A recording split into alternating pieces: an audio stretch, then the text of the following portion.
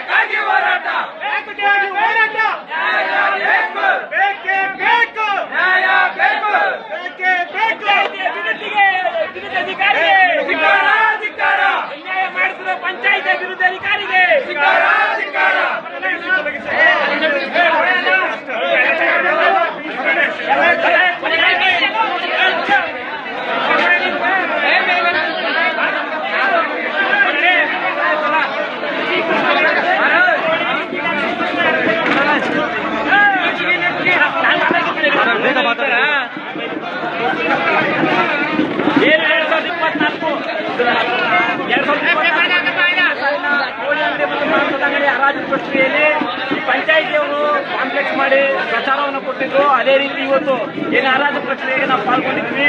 ಆದರೆ ಇಲ್ಲಿ ಹರಾಜು ಪ್ರಕ್ರಿಯೆ ಕೂಡ ಮುಗಿದಿದೆ.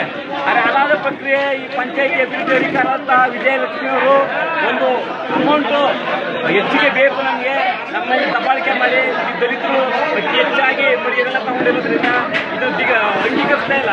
ಆದರೆ ದಯವಿಟ್ಟು ಸಿಒ ಮತ್ತು ಇಒ ಇಬ್ಬರು ಕೂಡ ಇದರಲ್ಲಿ ಭಾಗಿಯಾಗಿ ಏನು ಹರಾಜು ಪ್ರಕ್ರಿಯೆಯಲ್ಲಿ ಮೀಟಿಂಗ್ ಕೊಟ್ಟಿರ್ತಕ್ಕಂಥ ಅವರಿಗೆ ಬಿಡ್ದಾರರಿಗೆ ಅದನ್ನ ಮಾಡಿಸ್ಕೊಡ್ಬೇಕು.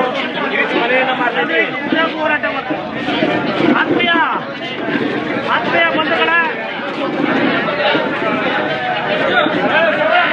ಏನು ಸಾರ್ವಜನಿಕರ ಬಿಡ್ಡಲ್ಲಿ ಮತ್ತು ಎಲ್ಲ ಭಾಗವಹಿಸಿದ್ದೀವಿ.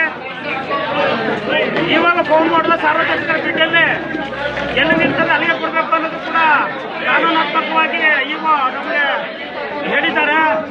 ಇಲ್ಲೇ ತಾರತಮ್ಯ ಮಾಡ್ತಾರೆ. ಮತ್ತೆ ಅಧ್ಯಕ್ಷರುಗಳು ಮತ್ತೆ ಪಿಡಿಒ ಮತ್ತೆ ಗ್ರಾಮ ಪಂಚಾಯತ್ ಸದಸ್ಯರುಗಳು ಉಡಾಪೆ ಮಾಡಿ ನಾವು ಹೇಳಿದಷ್ಟೇ ಬೇಕು ಅಂತ ಎಲ್ಲಿ ಬೇಕು ಎಷ್ಟೇ ಬೇಕು ಅಮೌಂಟ್ ಅಂತ ಉಡಾಪೆ ಮಾಡ್ತಾ ಇದ್ದಾರೆ. ಇದು ಯಾವ ಕಾನೂನಲ್ಲಿದೆ? ಸಾರ್ವಜನಿಕರು ಬಿಟ್ಟಾಗಿದ್ರು ಕೊಡದ ತಿರಸ್ಕಾರ ಮಾಡಿದ್ದಾರೆ. ಇದು ಕಾನೂನಿಗೆ ವಿರುದ್ಧವಾಗಿದೆ.